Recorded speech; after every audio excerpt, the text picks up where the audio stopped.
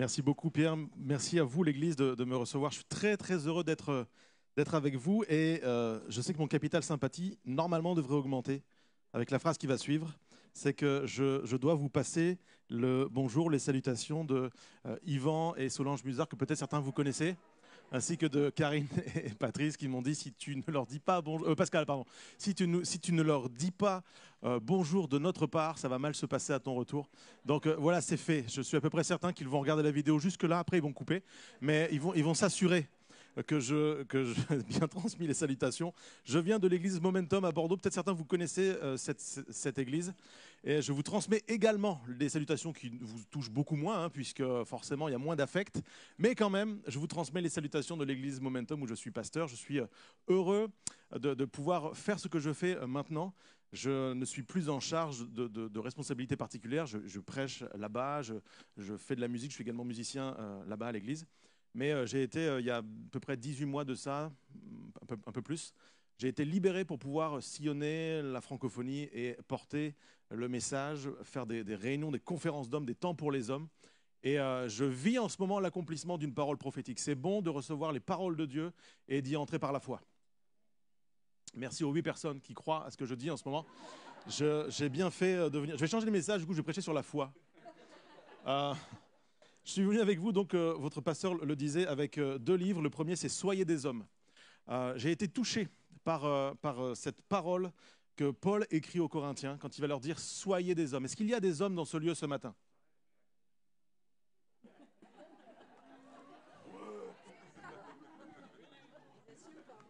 En plus, c'est filmé tout ça?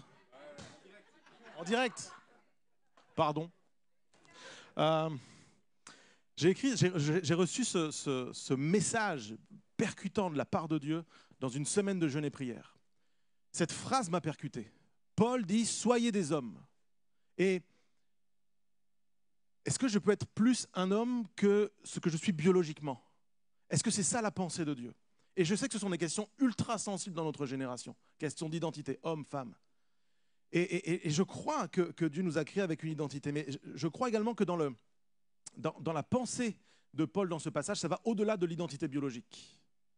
Il est question d'être un homme dans la pensée de Dieu. Et je me suis fait un plaisir de chercher, de découvrir, de redécouvrir ce que ça voulait dire d'être un homme comme Dieu l'a pensé. Et c'est vraiment le livre que j'aurais voulu lire quand j'étais adolescent et que je me construisais.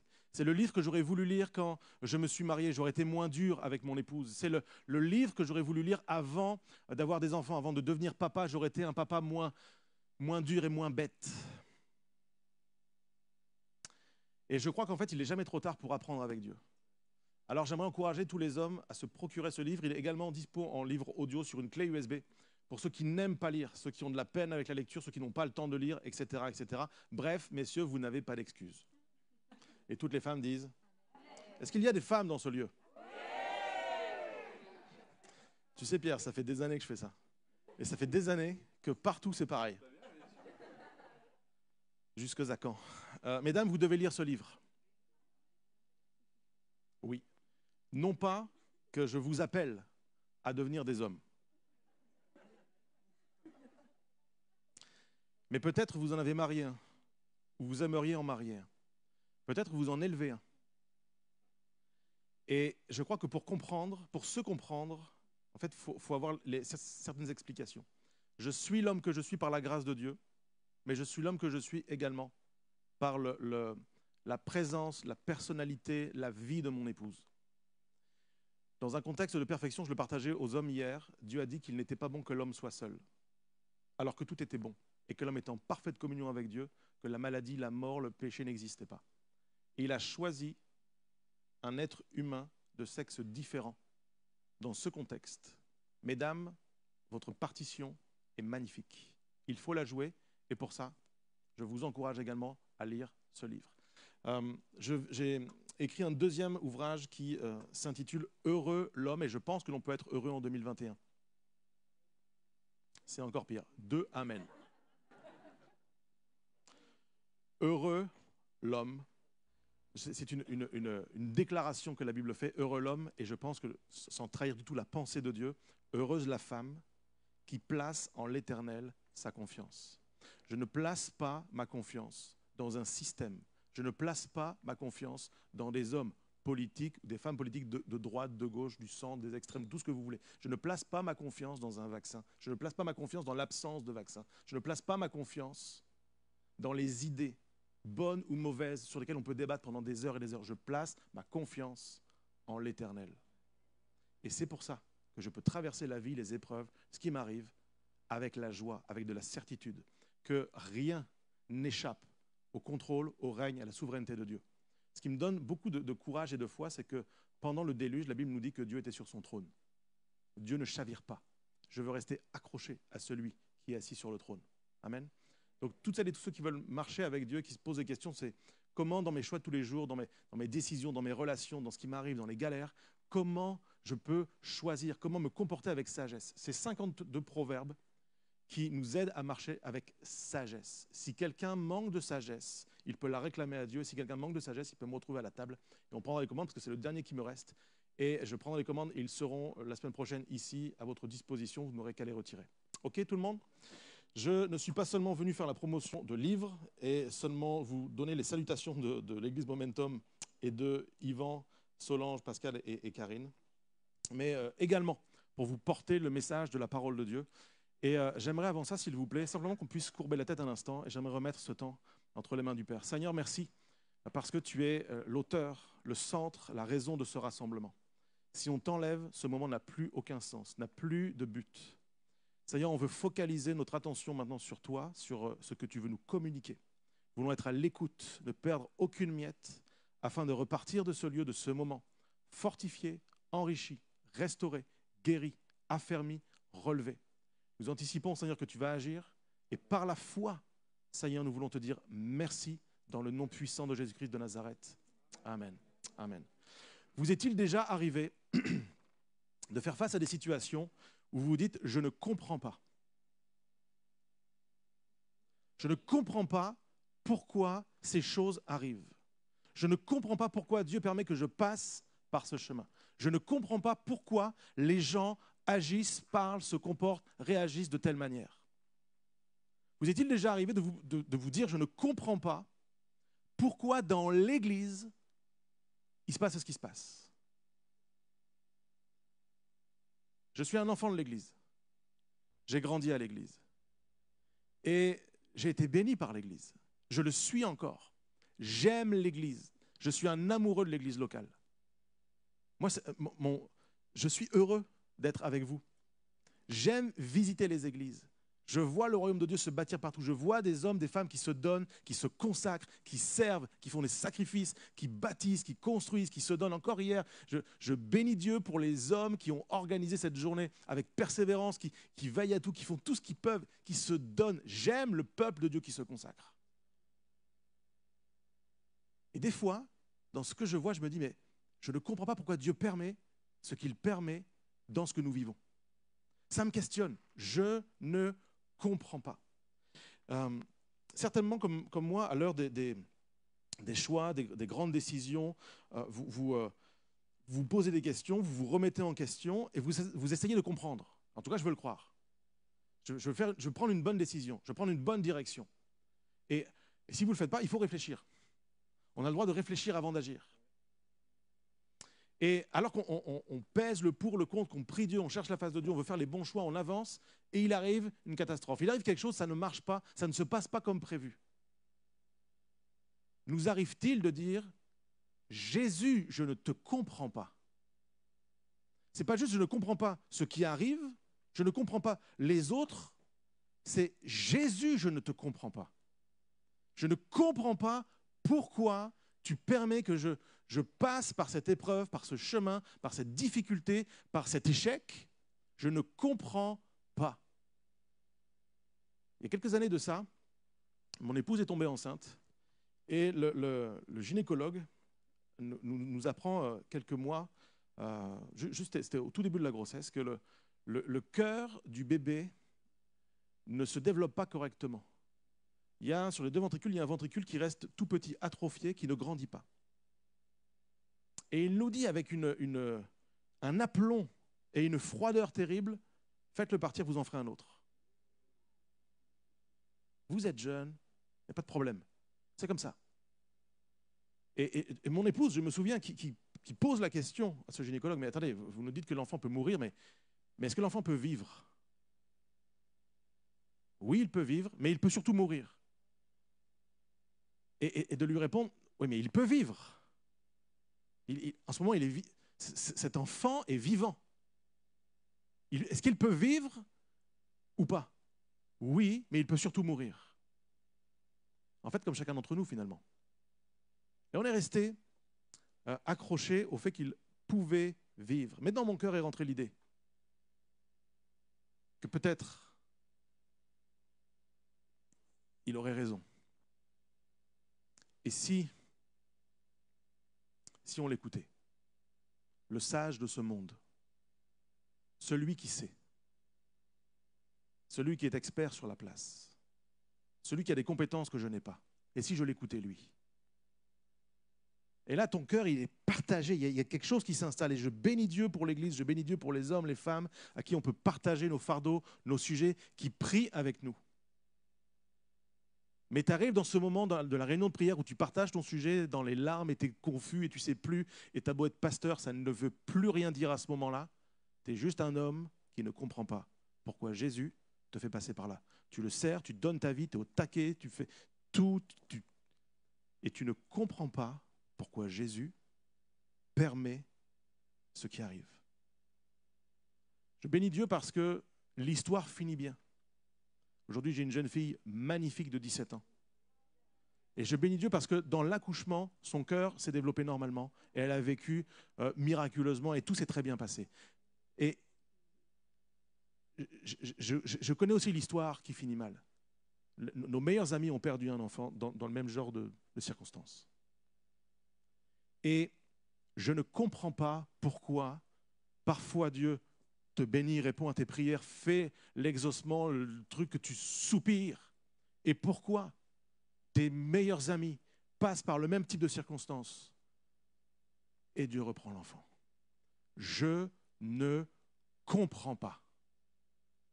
Et ça, c'est la version polie de « je suis en colère ». Parce que ce n'est pas comme j'aimerais que les choses soient. Et ce matin, j'aimerais vous challenger à faire ce que la Bible nous enseigne. Parce que la Bible nous parle de quelqu'un qui, dans sa situation, dans son état, ne comprenait pas ce qui était en train de se passer et de se jouer. Et pour ça, j'aimerais vous emmener dans l'évangile de Luc, au chapitre 7 et au verset 18 et 19. Ça va apparaître sur les écrans pour ceux qui n'ont pas la Bible. Il est écrit ceci: Jean-Baptiste fut informé de toutes ces choses par ses disciples. Il en appela 2 et il les envoya vers Jésus pour lui dire: es-tu celui qui doit venir ou devons-nous en attendre un autre? Arrivés auprès de Jésus, ils dirent: Jean-Baptiste nous a envoyés vers toi pour dire: es-tu celui qui doit venir ou devons-nous en attendre un autre? Cette question est quand même surprenante quand on connaît l'histoire de Jean-Baptiste. Alors premièrement, comment s'installe le doute? Comment s'installe ce moment où tu vacilles? Es-tu celui qui doit venir ou devons-nous en attendre un autre? C'est quand même la question qui sort du cœur d'un homme particulier. Jean-Baptiste, son histoire est particulière. Si vous ne connaissez pas l'histoire, il faut lire Luc 1.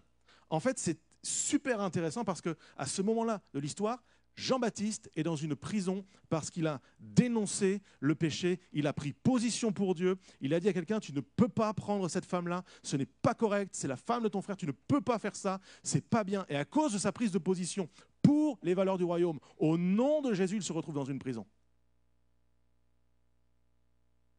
C'est injuste. Jean-Baptiste a dénoncé les mœurs de sa génération. Jean-Baptiste est un homme qui est né de manière miraculeuse d'un couple âgé. Et ses parents ne pouvaient pas avoir d'enfants. Et Dieu a opéré un miracle, extraordinaire miracle. Un ange, Gabriel, va venir annoncer à Zacharie, qui est un prêtre de son époque, qu'il allait avoir un fils et que ce fils allait avoir une destinée particulière. Il sera un homme de Dieu. Il sera quelqu'un qui va ouvrir le chemin, qui va annoncer, qui va permettre au Messie d'arriver. Il va annoncer le Messie. Et il devra avoir une vie particulière. Il ne devra boire ni vin, ni liqueur enivrante. Il sera rempli de l'Esprit Saint depuis le ventre de sa mère. Extraordinaire quand même. Jean-Baptiste, waouh, quel gars! La Bible dit qu'il ramènera plusieurs des fils d'Israël au Seigneur et il marchera devant Dieu avec l'esprit et la puissance d'Élie. T'imagines, tu es une maman, un futur papa, et il y a un ange qui vient de dire ça. Quelle destinée sur cet enfant! Comme c'est magnifique! Et Élisabeth va donner naissance à Jean-Baptiste, et lors de la cérémonie de la circoncision, Zacharie, donc le papa, va dire au sujet de son fils, « Et toi, petit enfant, tu seras appelé prophète du Très-Haut, car tu marcheras devant la face du Seigneur pour préparer ses voies. » Un père qui s'engage, un père qui prend position, un père qui va élever son fils pour qu'il puisse entrer dans ce chemin-là. C'est magnifique, tellement encourageant pour les parents, d'accueillir ce que Dieu dit, de chercher la pensée de Dieu pour leurs enfants, de le déclarer sur leur vie et de les élever pour qu'ils puissent entrer dans ce chemin-là. C'est tellement enrichissant. Ce n'est pas mon sujet ce matin, mais il y a tellement de choses bonnes pour les couples et les parents dans ce type de passage.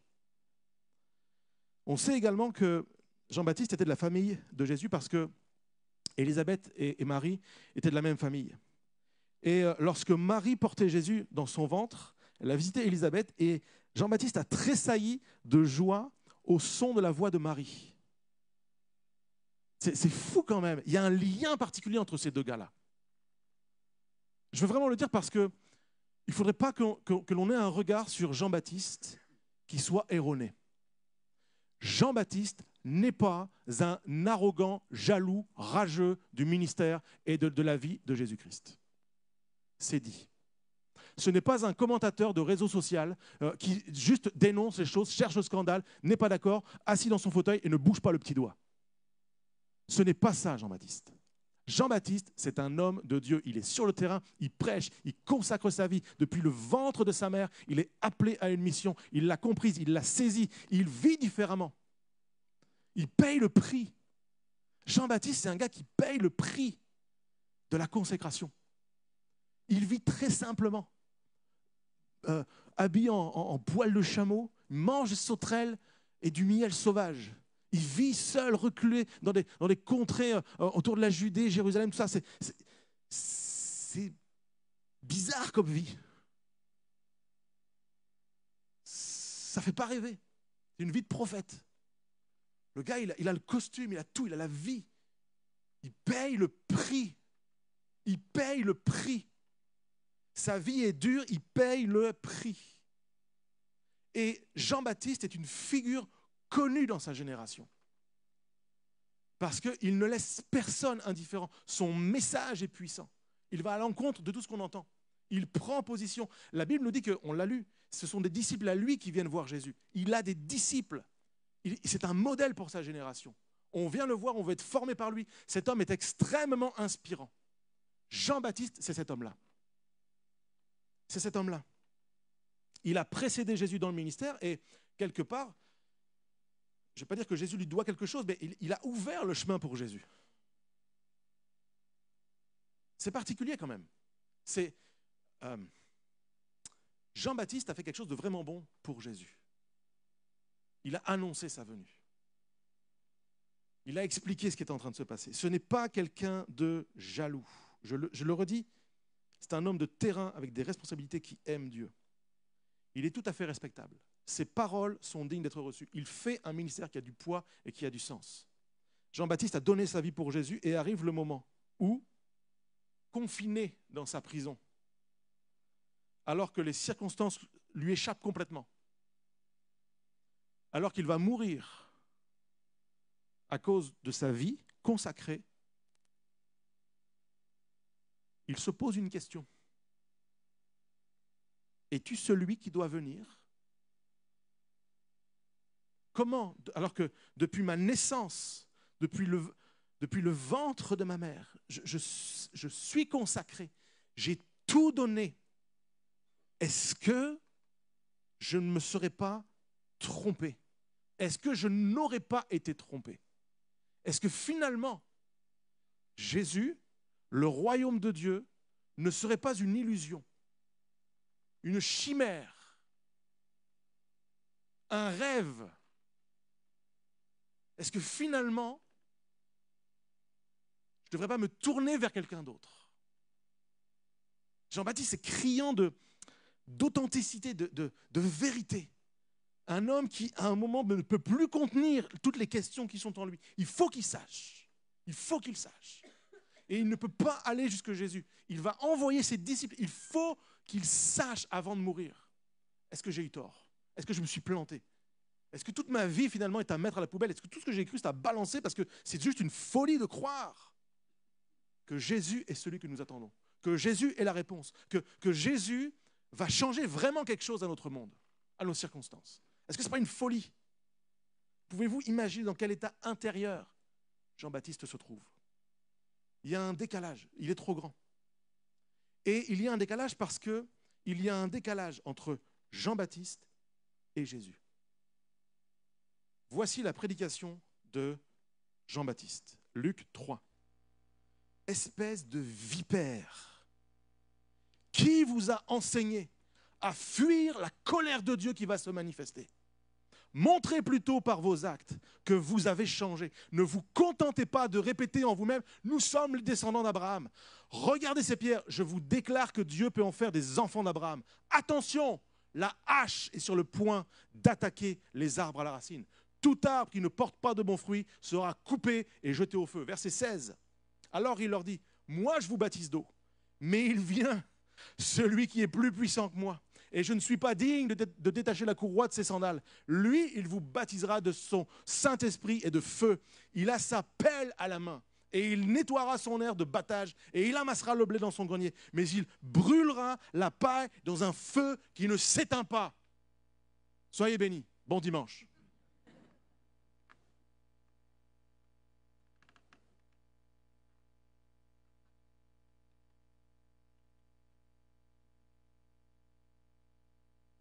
Un homme de Dieu. Si on devait qualifier le ministère de Jean-Baptiste, avec délicatesse et politesse, nous dirions qu'il était intense et radical.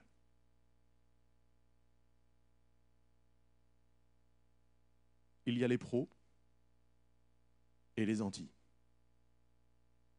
Ceux qui disent, c'est ça l'évangile. C'est comme ça qu'il faut prêcher. C'est ça dont notre génération a besoin. D'ailleurs, regardez. Regardez aux fruits qu'il porte. Il a des disciples, le gars. Il fait avancer le royaume. Ministère de Jean-Baptiste. Intense et radical. Et lui, sa conception du royaume de Dieu, sa conception de Jésus, c'est que Jésus qui venait après, ça allait être encore plus fort, plus radical. Lui, c'était l'eau, Jésus, ce sera le feu. Noyé ou brûlé? Choisis. Choisis ta douleur. Sa conception, pour lui, Jésus, c'est ça. Pour lui, le royaume de Dieu, c'est ça.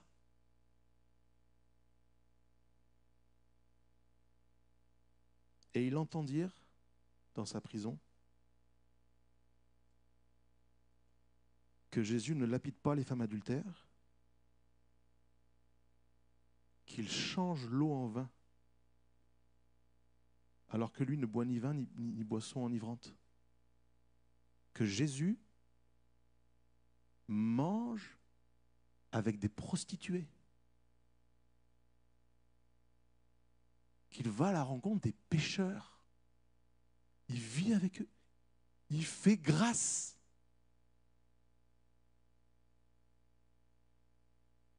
Ce n'est pas ma conception. Ce n'est pas ça l'évangile. Ça doit être autre chose. Je ne comprends pas ce que Jésus fait. Et quand je suis dans ma prison à moi, je réfléchis. Ça tourne en boucle. Et il y a quelque chose qui ne va pas. C'est pas comme ça, Jésus, que tu dois faire. C'est pas comme ça qu'on va renverser les Romains. C'est pas comme ça qu'on va renverser les pharisiens. C'est pas comme ça qu'on va arriver au pouvoir. C'est pas comme ça que le peuple va être sauvé. C'est pas comme ça que Dieu va être glorifié. Non, non.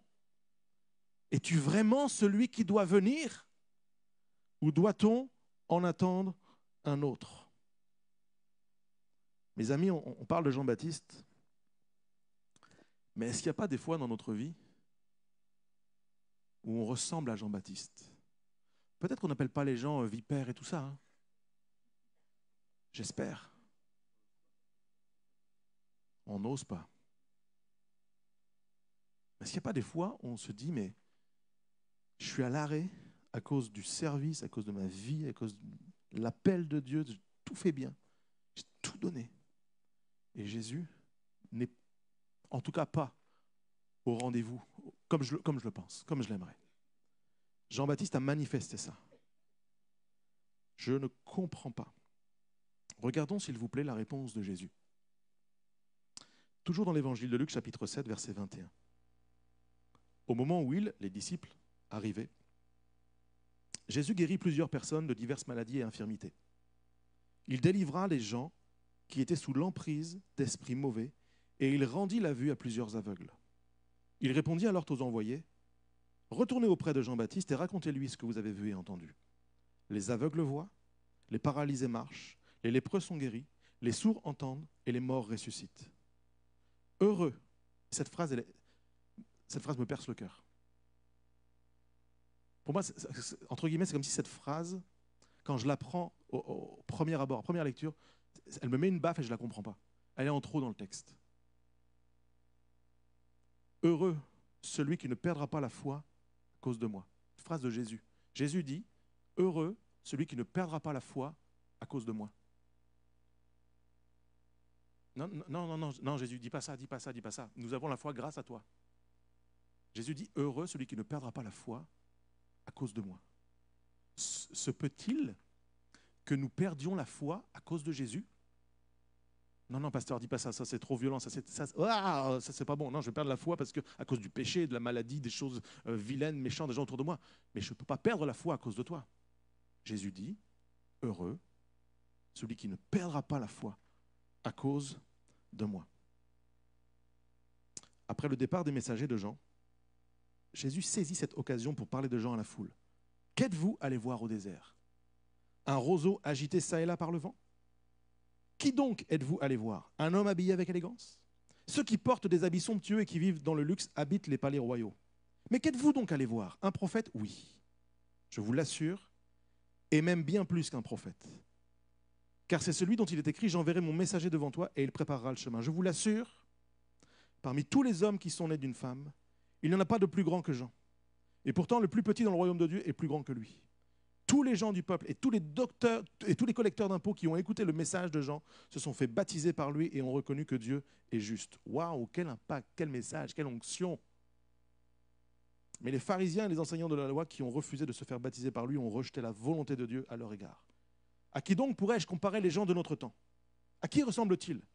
Ils sont comme des enfants assis sur la place du marché qui se crient les uns aux autres. Quand nous avons joué de la flûte, vous n'avez pas dansé.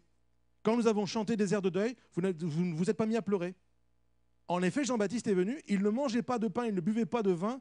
Qu'avez-vous dit alors? Il a un démon en lui. Le Fils de l'homme est venu, il mange et boit, et vous écriez, cet homme ne pense qu'à faire bonne chère et à boire du vin, il est l'ami des collecteurs d'impôts et des pécheurs notoires. Cependant, la sagesse de Dieu est reconnue comme telle par ceux qui la reçoivent. Comment, deuxièmement, sortir du doute, sortir de ce mécanisme, sortir de cette façon de penser, sortir de cet état? Verset 22, racontez, lui, tout ce que vous avez vu et entendu. L'enseignement de Jésus passe autant par les paroles que par ce qu'il incarne. Et nous devons absolument entendre la parole de Dieu et voir ce qu'il incarne. Voir ce que Jésus accomplit dans la vie des uns et des autres. Ça ne se passe pas comme je pense, comme j'aurais décidé, comme moi j'imagine, mais je dois ouvrir les yeux sur ce que Dieu fait. Il faut que nous regardions l'œuvre de Dieu. Il faut que je regarde mon frère, ma sœur, et que j'écoute ce que Dieu fait dans sa vie. Il faut que je réalise que c'est surprenant. Moi, je n'aurais pas fait comme ça. Mais Dieu est en train d'agir dans celles et ceux qui m'entourent. Ça, c'est le conseil que Jésus donne. Regarde, il y a un fruit. Il se passe des choses. Tu ne peux pas dire qu'il ne se passe rien. Tu ne peux pas dire que Dieu n'agit pas aujourd'hui. Tu ne peux pas dire que Dieu n'est pas à l'œuvre. Tu ne peux pas dire que Dieu ne guérit plus. Tu ne peux pas dire que Dieu n'agit plus, ne sauve plus, n'intervient plus, ne restaure plus, ne relève plus. Tu ne peux pas le dire. Regarde et rapporte-le à celui qui doute. Rapporte-le à celui qui ne comprend pas. Explique-le à celui qui ne comprend pas. Porte ce message. Jésus agit toujours.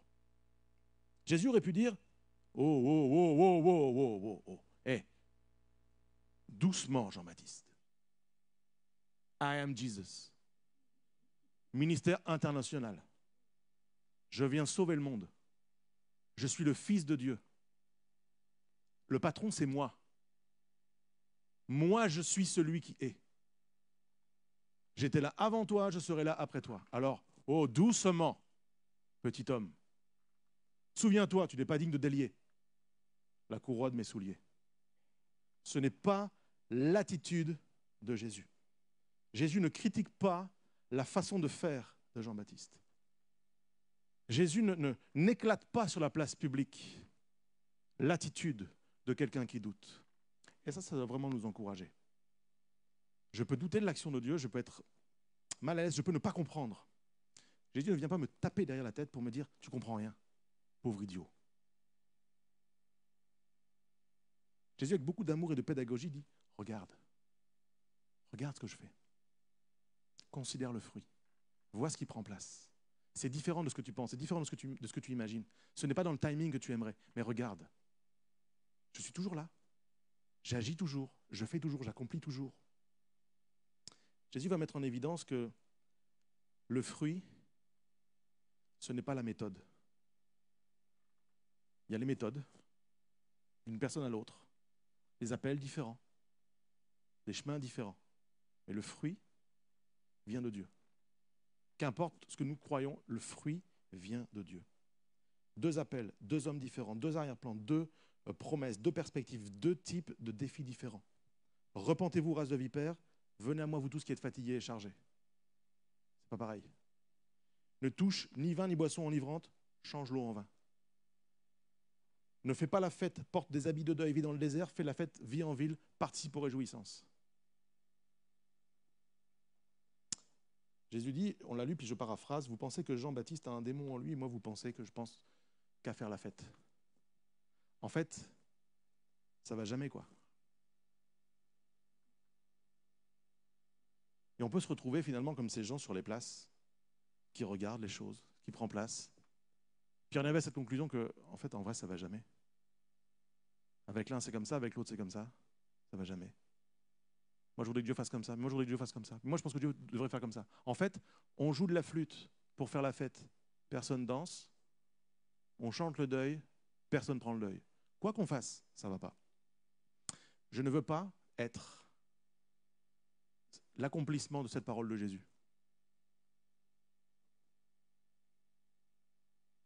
Que dirais-je de cette génération? Et que dirait Jésus de notre génération? Que dirait Jésus de nous ce matin? Est-ce que nous sommes de ceux qui manifestons que ça ne va jamais? Parce que pour moi, Jésus, ce n'est pas ça. Pour moi, l'Église, ça ne devrait pas être comme ça. Pour moi, la vie avec Dieu, ça ne devrait pas être comme ça. Pour moi, le couple, ce n'est pas ça. Pour moi, les enfants, ce n'est pas ça. Le ministère, ce n'est pas ça. L'Église, ce n'est pas ça. Est-ce que c'est mon attitude? Ou est-ce que je me laisse gagner par les paroles de Jésus? Regarde. Regarde l'œuvre qui dure. Regarde l'œuvre qui se fait. Regarde comment je pourvois. Regarde comment j'agis, comment je restaure, je guéris, je sauve. Regarde. Regarde. Laisse-toi gagner par ça. Laisse-toi gagner par ça. Je ne comprends pas, regarde aux fruits. Je ne comprends pas, regarde au fait que Dieu agit. Je ne comprends pas, regarde non à l'apparence, à ce qui frappe les yeux, mais regarde au cœur. Regarde aux vies transformées. J'ai écrit ceci, plutôt que de parler contre les gens, parlons avec les gens. En fait, Jean-Baptiste nous montre également la bonne attitude. Il veut savoir, et il ne passe pas par les commentateurs. Il s'adresse à Jésus. Peut-être que tu as un problème avec Jésus ce matin. Ne cherche pas autour de toi les commentateurs, qui peut-être vont te conforter dans ce que tu penses ou exciter à l'inverse. L'envie de non, c'est pas comme ça, c'est pas normal. Demande à Jésus ce qu'il en pense. Cette phrase, c'est la phrase préférée de mon épouse.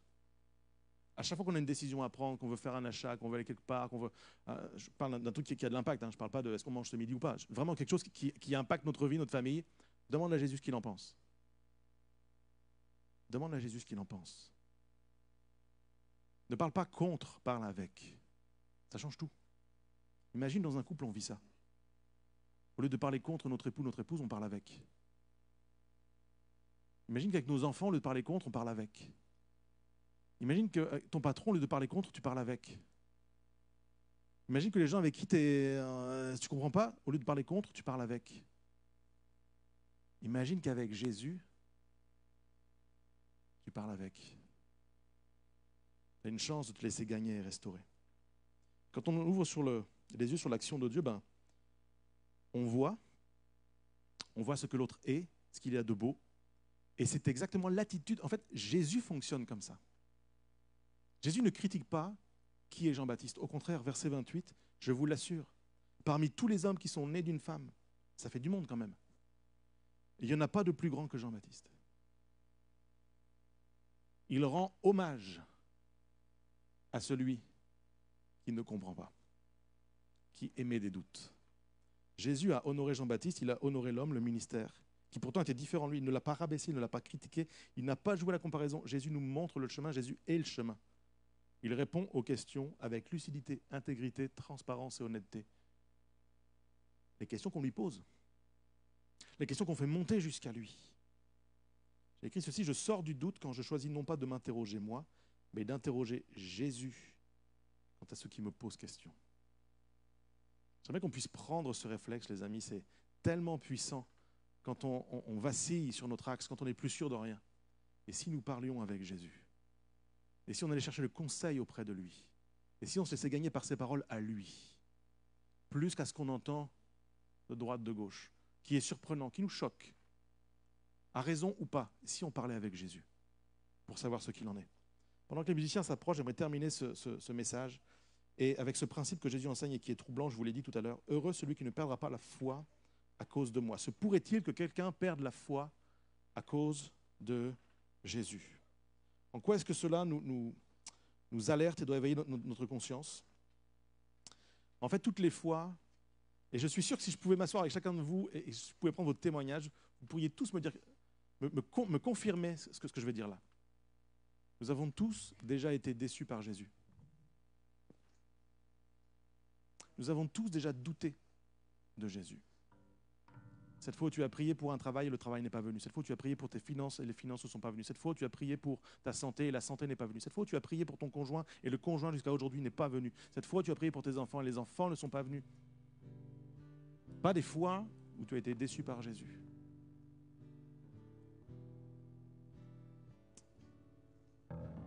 Parce que nous finissons nos prières, finalement, nos réunions de prière en disant « mais je ne comprends pas ».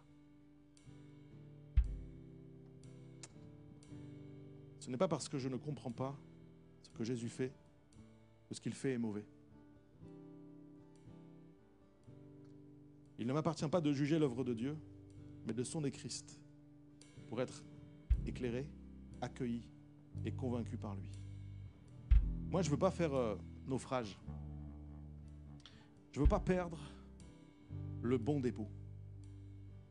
Je ne veux pas perdre ce que Jésus a fait en moi. Je ne veux pas perdre l'appel de Dieu. Je ne veux pas perdre le chemin qu'il a pour moi. Je ne veux pas perdre. Alors je ne veux pas me laisser influencer, détruire, voler, emmener ailleurs que près du cœur de Jésus. La réponse est auprès de Jésus. C'est un message qui est particulier ce matin parce que il pourrait être juste théologique, juste, on parle le principe du royaume, ou il peut devenir extrêmement pratique. Et bien nous remettre en question dans notre quotidien, puis dire, mais, wow. C'est vrai que j'ai plutôt tendance à parler contre plutôt qu'avec. J'ai plutôt tendance à remettre en question tout le temps les choses, plutôt que de questionner Jésus, sonder son cœur et voir son action. Je vous annonce quelque chose, c'est garanti. Vous me lapiderez si ce n'est pas vrai. Parlez entre vous et sondez les uns et les autres pour savoir ce que Jésus a fait cette année dans la vie des uns et des autres. Et vous verrez ce que Jésus a fait. Peut-être qu'aucun mort n'est ressuscité. Peut-être que quelqu'un qui était mort spirituellement est ramené à la vie. Peut-être qu'aucun aveugle physique n'a retrouvé la vue. Et que ceux qui ne voyaient pas Jésus dans leur chemin ont retrouvé la vue dans leur chemin. Et ça, c'est l'œuvre de Jésus. Je ne perdrai pas la foi à cause de ce que j'entends. Je ne perdrai pas la foi à cause de l'actualité. Je ne perdrai pas la foi à cause de quelqu'un qui ferait différemment, qui agirait différemment, aurait une conception du ministère différente. Je ne perdrai pas la foi. Je serai heureux de ne pas la perdre, de la garder, parce que j'aurai sondé Jésus. Jésus est bon.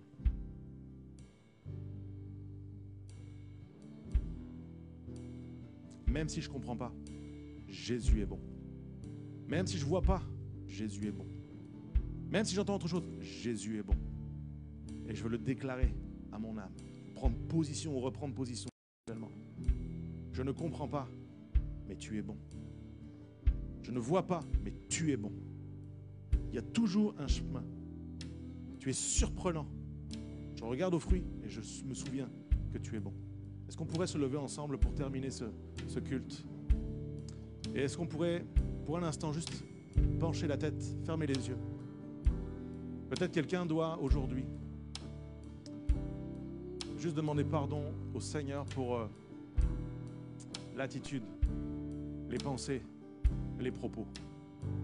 Peut-être quelqu'un aujourd'hui doit simplement revenir à Jésus pour le sonder, pour que Dieu lui révèle comme tout à nouveau le fruit, la beauté du fruit dans sa génération. Peut-être que quelqu'un se reconnaît dans « ça ne va jamais ». Et Jésus t'accueille. Jésus t'accueille. Et il te dit « regarde, regarde ». Et Jésus parle avec beaucoup de respect de toi. Jésus accueille les questions que tu lui poses. Jésus accueille les doutes que tu as. Jésus accueille les incompréhensions qui sont les tiennes. Et son amour, il le manifeste encore. Parce que Jésus est bon.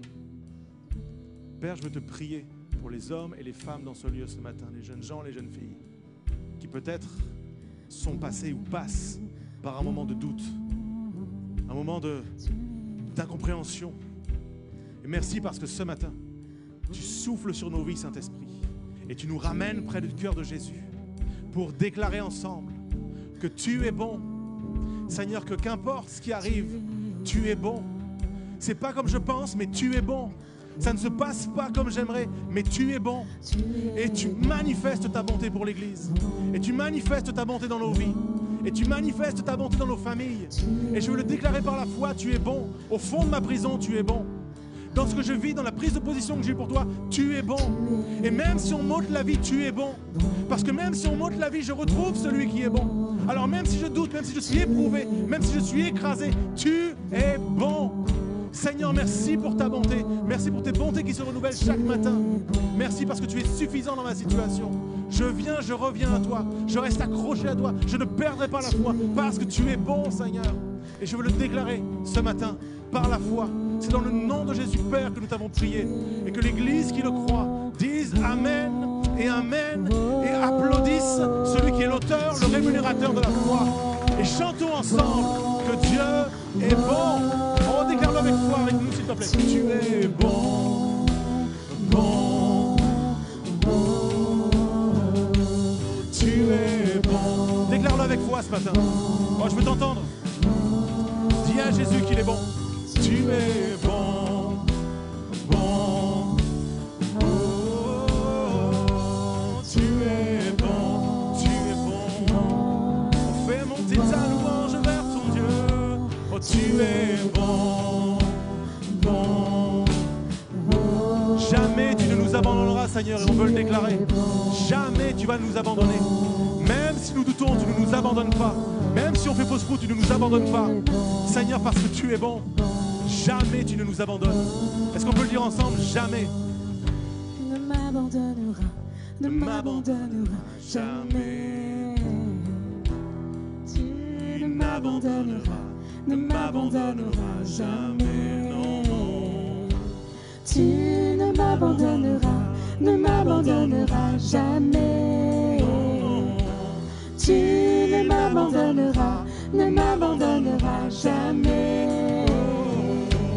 Tu ne m'abandonneras, ne m'abandonneras jamais. On déclare-le, on prie-le, tu ne m'abandonneras, ne m'abandonneras jamais. Tu ne m'abandonneras, ne m'abandonneras jamais. Tu ne m'abandonneras, jamais. car tu es bon, bon. Oh, tu es bon, bon. Oh, tu es bon, bon. Oh, tu es bon, bon.